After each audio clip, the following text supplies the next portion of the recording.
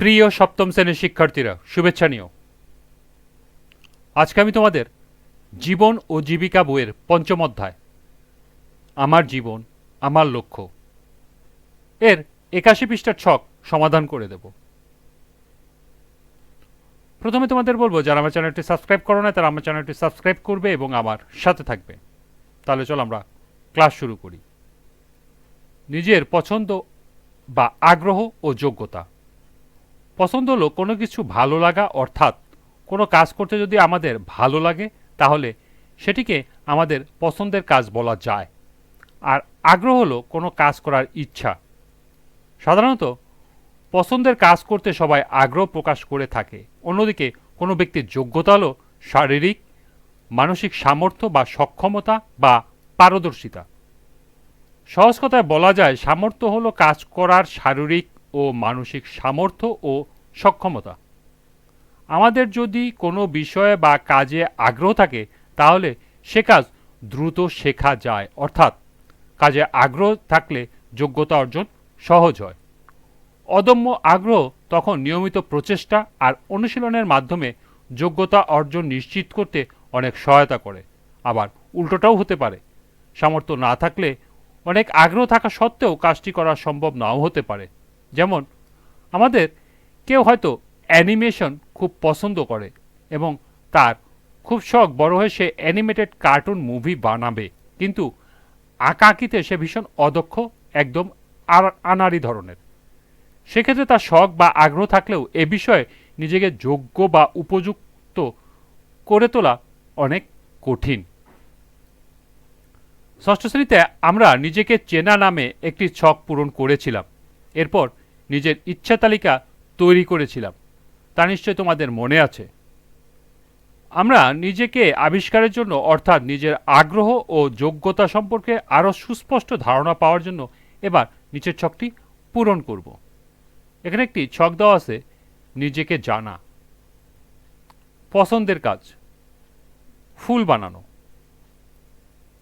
এরপরে আছে কাজটি করতে যা যা প্রয়োজন, অর্থাৎ ফুল বানাতে কি কি প্রয়োজন: কাঁচি, রঙিন কাগজ, আঠা, স্টিলের তার, সরু কাঠি, সুতলি ইত্যাদি। গত 2 মাসে কাজটি কতবার করেছি? 3 থেকে 4 বার। কাজটি করতে গিয়ে কি কি বাধা বা চ্যালেঞ্জ বা সমস্যায় পড়েছি? শেখার মতো হাতের কাছে কোনো বই পাইনি, শেখানোর মতো পাশে কেউ ছিল না, ইউটিউব দেখে শেখার সুযোগ পাইনি। কাজের মান নিয়ে মতামত, বাড়িতে কেউ কেউ প্রশংসা করেছে। এখানে একটি উদাহরণ দেওয়া আছে, তোমাদের আরও 3টি এরকম লিখতে হবে এবং সর্বশেষ সহপাঠীর মতামত লিখতে হবে। তাহলে চলো এখন আমরা এই ছকের সমাধান দেখে নিই।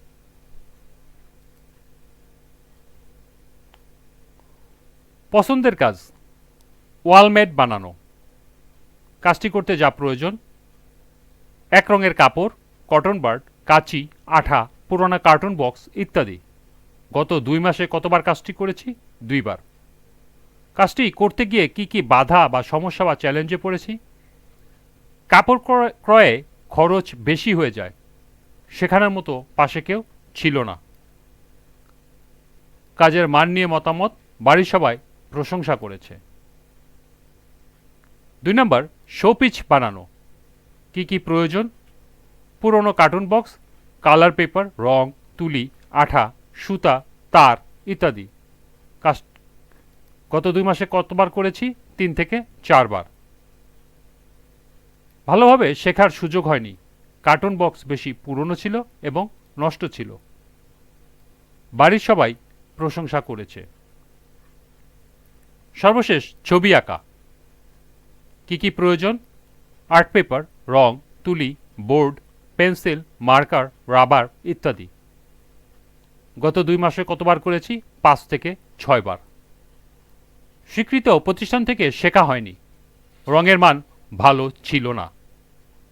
বন্ধুরা সহ বাড়ির সবাই প্রশংসা করেছে। সর্বশেষ, সহপাঠীর মতামত, তার কাজগুলো আকর্ষণীয় হয়েছে। এই ছিল ছক নিজেকে জানা এর সমাধান। আজকের ক্লাসটি এ পর্যন্তই। পরবর্তী ক্লাসে 82 পৃষ্ঠার জোড়াই কাজ থেকে সমাধান করে দেব। সবাইকে আবারও বলছি, যারা আমার চ্যানেলটি সাবস্ক্রাইব করো নাই তারা আমার চ্যানেলটি সাবস্ক্রাইব করবে এবং আমার সাথে থাকবে। সবাইকে আবারও শুভেচ্ছা জানিয়ে আজকের মতো আমি এখানে বিদায় নিচ্ছি। আল্লাহ হাফেজ।